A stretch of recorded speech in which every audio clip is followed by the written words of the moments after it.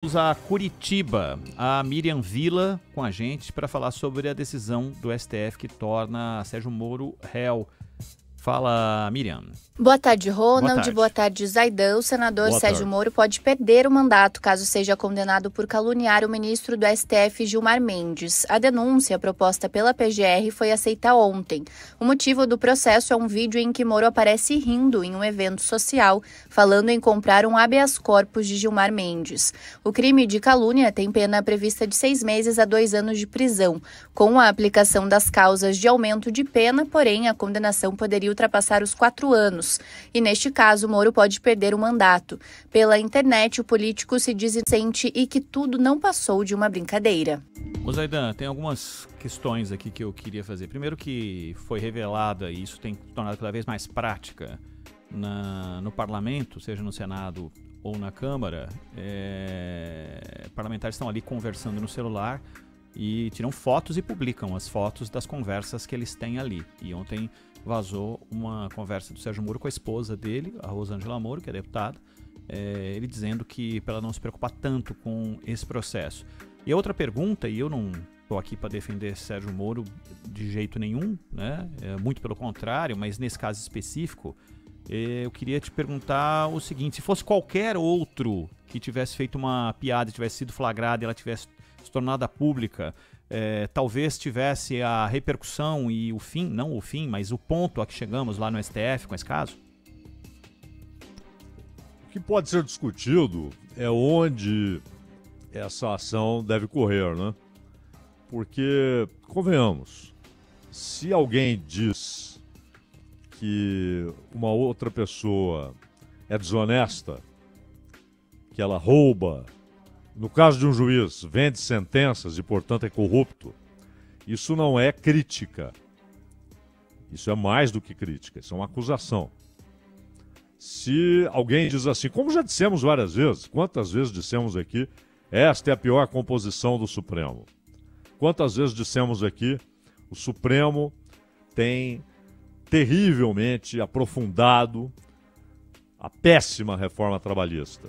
Tem arrancado ainda mais direitos dos trabalhadores. Isso é crítica.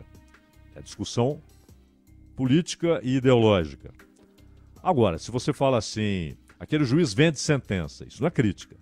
Isso é uma acusação de que aquele juiz é ladrão, é corrupto, é safado. Então, é claro que se você disser isso de qualquer profissional, não é? Se alguém disser, aquele jogador lá, ele entrega jogo, ele vende para perder jogo. Uma coisa assim, de recreação, né? De entretenimento, futebol. O jogador pode processar quem falou isso. Tem todo o direito. Ele foi acusado de desonesto. Se você fala isso de um jornalista, aquele cara, a opinião dele é comprada. O jornalista tem todo o direito de processar quem disse isso. De ir à justiça. Que ele está sendo chamado de desonesto, de corrupto. Então, um juiz da mesma maneira, não importa se é de primeira instância ou se é um ministro da Suprema Corte. Agora, ele poderia levar o caso na primeira instância, porque o Moro não era senador ainda.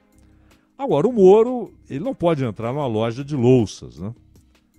Ele produz desastres com uma facilidade, né? Quer dizer, aquela... claro, e também o que pode acontecer, se ele for condenado, né? Geralmente, nesses casos, é multa. Uma indenização.